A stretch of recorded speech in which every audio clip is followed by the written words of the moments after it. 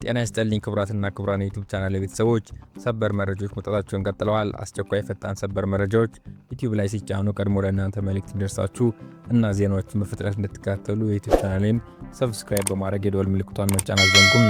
ወደ ሰበር መረጃዎች። ኢራን ኃይል ማመንጫዎቿን ለመጠበቅ በሚሊዮኖች የሚቆጠሩ የሰው ሰራሽ ጋሻ ልትሰልፍ ነው። የኢራን ወጣቶች ከፍተኛ ምክር ቤት ሴክሬታሪያት በአገሪቱ በሚገኙ የኃይል ማመንጫ ጣቢያዎች ዙሪያ ግዙፍ የሰው ሰንሰለት ለመፍጠር ማቀዱን አስታውቋል። ይህ ያልተለመደ እርምጃ የታለመው በሲቪል መሰረተ ልማቶች ላይ የሚፈጽሙ ማንኛውም ጥቃት የጦር ወንጀል መሆኑን ለዓለም አቀፍ ማህበረሰብ ድምፅን ለማሰማት ሲሆን መርሃ ግብሩ በአካባቢው ሰዓት አቆጣጠር ከቀኑ 8 ሰዓት እንዲከናወን ተቆጥሯል። የኃይል ማመንጫዎች ጣቢያዎች ከጥቃት ለመከላከል ኢራን የተጠቀመችበት ይህ የመጨረሻ አማራጭ የሰው ጋሻን የመጠቀም ስልት ሲሆን ዜጎች በራሳቸው ፍቃድ ጣቢያቸውን ከበው በመቆም ጥቃቱን ለመከላከል እንደሚሞክሩ ተገልጿል። ይህ ውሳኔ በኢራን በጠላቶች መካከል ያለውን ውጥረት እጅግ አሳሳቢ ደረጃ ላይ መድረሱን ማሳያ ተደርጎ ተወስዷል።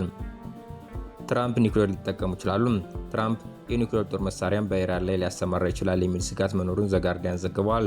በአሜሪካ መንግስታዊ ስርዓት ፕሬዝዳንት የኒውክሌር ቦምብ የመዘዝ ብቸኛ ስልጣን አላቸው። በዚህ የኒውክሌር ትዕዛዝ መሰረት ውስጥ የፕሬዝዳንቱ የኒውክሌር ትዕዛዝ ማንም ሰው ጣልቃ ገብቶ ማስቆም አይችልም። አሜሪካ ጥቃቷን ጀምራለች።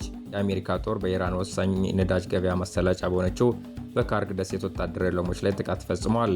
ካርግ ደሴት 90% የኢራን ነዳጅ ለውጭ ገበያ የሚቀርብበት የኢራን ወሳኝ የኢነርጂ ማዕከል ነው። ኢራን በበኩሏ ከዚህ በኋላ ያለምንም ገደብ በአሜሪካና አጋሮቿ ላይ ጥቃት ፈጽማሉ ስትል ማስጠንቀቂያ የሰጠች ሲሆን የቀጠናው ሀገራትና አሜሪካ ነዳጅ ለዓመታት እንዳያገኙ አደርጋለሁ ብላለች። አየርላንድ ደሴቶቿ ላይ ለመኖር ፈቃደኛ የሆነ $90,000 እሰጣለሁ ስትል ካልገባች አዲስ ህይወት በውብ ባህር ዳርቻ ላይ ለመጀመር ለሚያልሙ ሰዎች አየርላንድ አስቀዳሚ ዕድል ይዛ ቀርባለች። አወር ሊቪንግ አይስላንድስ የተሰኘውና በመላው ዓለም ከፍተኛ ትኩረት የሳበው ይህ አዲስ መርሃ ግብር በአገሪቱ ገለልተኛ ደሴቶች ላይ ሄደው ለሚኖሩ ዜጎች እስከ $90,000 የአሜሪካ ዶላር $84,000 የሚደርስ ገንዘብ ድጋፍ እንደሚያደርግ አስታውቋል። ይህ ከፍተኛ ገንዘብ ማበረታቻ የቀረበው የህዝብ ቁጥራቸው በእጅጉ እየቀነሰ የመጡ 30 የሚጠጉ ራቅ ያሉ የደሴት ማህበረሰቦችን እንደገና ለማነቃቃትና ወደ ቀድሞ ሁኔታቸው ለመመለስ ታስቦ የተዘጋጀ የ10 ዓመት ስትራቴጂ አካል ነው። ነገር ግን ይህ ማራኪ አሃዝ በነፃ የሚታደል ገንዘብ አይደለም። መንግስት ይህንን ድጋፍ የሚሰጠው አዲስ ሰፋሪዎች በእነዚህ ደሴቶች ላይ ለዓመታት ተጥሎ የቆየውን የፈራረሱ ቤቶች ገዝተው ሙሉ በሙሉ እንዲያድሱ ለማገዝ ነው። በአሁኑ ወቅት በእነዚህ ደሴቶች ላይ ለሚኖሩ ሰዎች ቁጥር ከ3000 በታች ሲሆን አንዳንዶች ደሴቶች ደግሞ በከፍተኛ የባህር ሞገድ ወቅት ከዋናው የአገሪቱ ክፍል ሙሉ በሙሉ የሚቆርጡ ናቸው።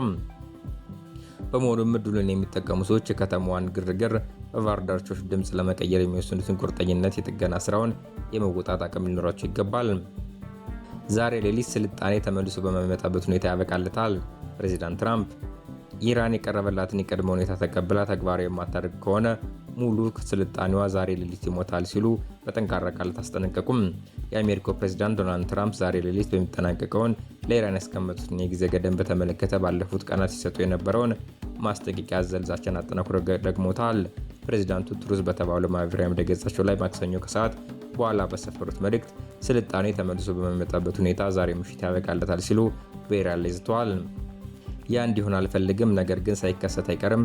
ቢሆንም ግን በአሁኑ ጊዜ ሙሉ እና አጠቃላይ ስርዓት ለውጥ አለ። የተለዩ ብልህና ብዙም ጽንፈኛ ያልሆኑ የበላይነትን ይይዛሉ። ምናልባትም የሚያስደንቅ ለውጥ ሊመጣ ይችላል፣ ማን ያውቃል በማለት ጽሑፋቸው ላይ የጠየቁትን ትራምፕ ዛሬ ሌሊት ሊከሰት የሚችለውን አመልክተዋል። ትራምፕ የኢራን የሆርሙዝ ወሽመጥ በመክፈት የተኩስ አቁም ሀሳቡ እንድትቀበል ያስቀመጡት የጊዜ ገደብ ማክሰኞ ሌሊት ለረቡዕ አጥቢያ ከሌሊት 9 ሰዓት ላይ ያበቃል። ኢራን የተኩስ አቁም ሳይሆን ሙሉ ለሙሉ ጦርነቱ እንዲቆም የተጣሉባት ማዕቀቦች እንዲነሱላትና የሌሎችም ቅድመ ሁኔታዎች ማሟላቱ በመጠየቅ የራሷን ቅድመ ሁኔታዎች አቅርባለች። በሌላ በኩል ደግሞ በፓኪስታን መሪነት ዲፕሎማሲያዊ ጥረቶች እየተደረጉ ሲሆን በቀሩት ሰዓታት አንዳች ስምምነት ካልተደረሰ ለ6 ሳምንታት የተካሄደው ጦርነት ወደ አደገኛ ደረጃ ከፍ ሊል ይችላል። ለኢትዮጵያ ጭነት ቅድሚያ እንሰጣለን። ጅቡቲ